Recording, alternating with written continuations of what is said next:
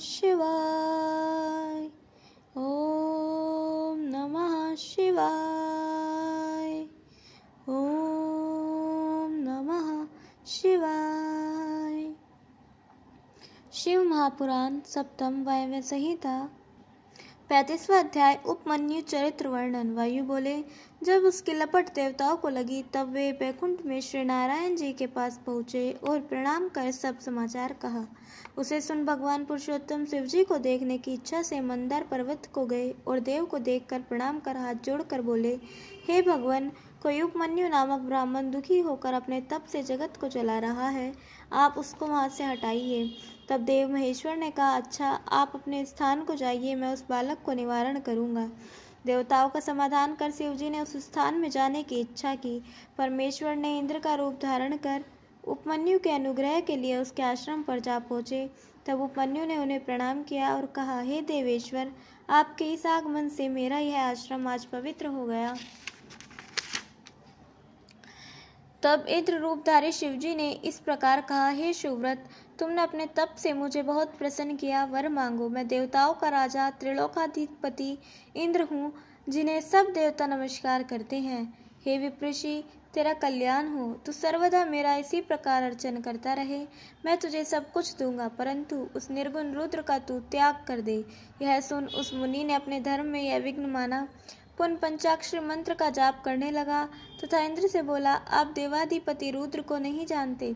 वही तो ब्रह्मा, विष्णु और महेश के उत्पादक तथा प्रकृति से परे हैं, जिन्हें ब्रह्मवादी सत्य, असत्य, व्यक्त, अव्यक्त रूप से कथन करते हैं तथा जो नित्य, एक और अत्यंत हैं। मैं तो उन्हीं से वरदान का इच्छुक हूँ। जो शिव की निंदा सुने तो जानिए कि वह जन्मांतर का पापी है।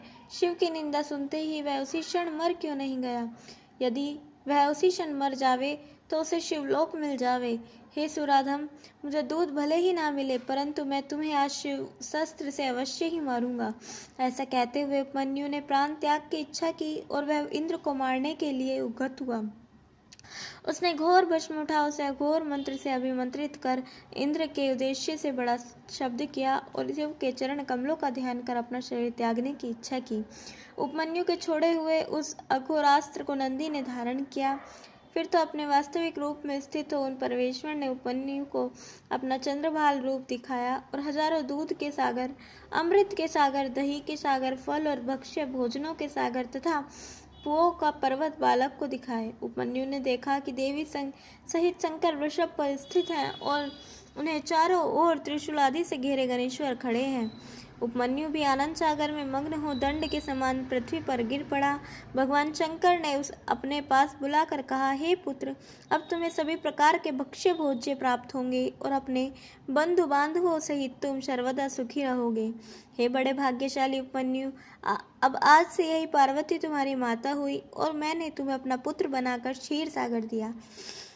मैंने तुम्हें मधु, अन्न, दही, घृत, पान और फल के सागर दिए। अब तुम्हारे पिता महादेव और माता जगदम्बा हैं।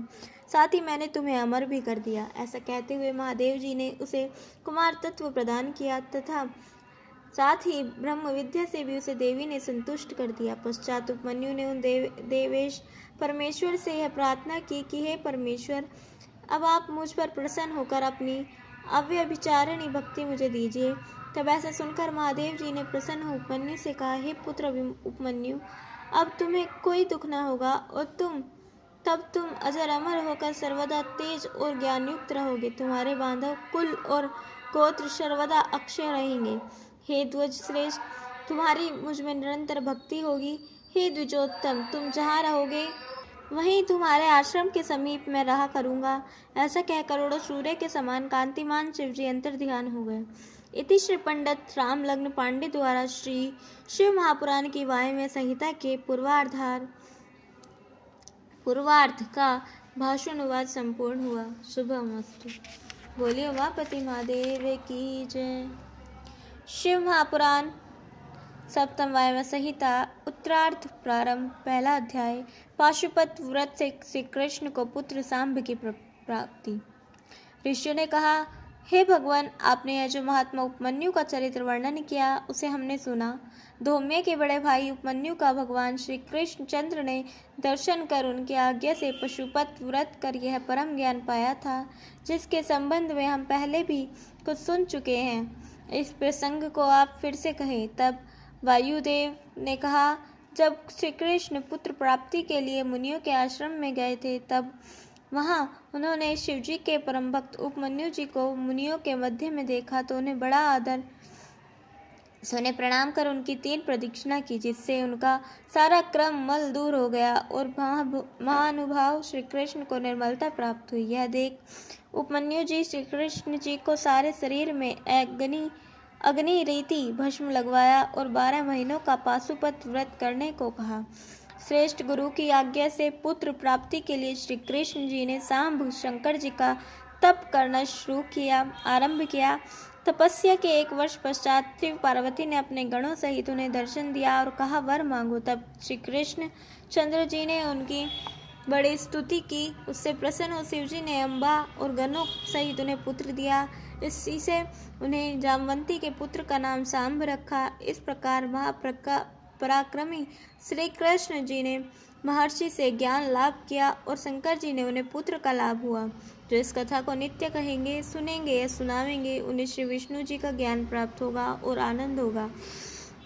इस प्रकार श्री शिव महापुराण सप्तम वायव्य संहिता उत्तरार्ध का पहला अध्याय समाप्त। बोलिए उमापति महादेव की जय।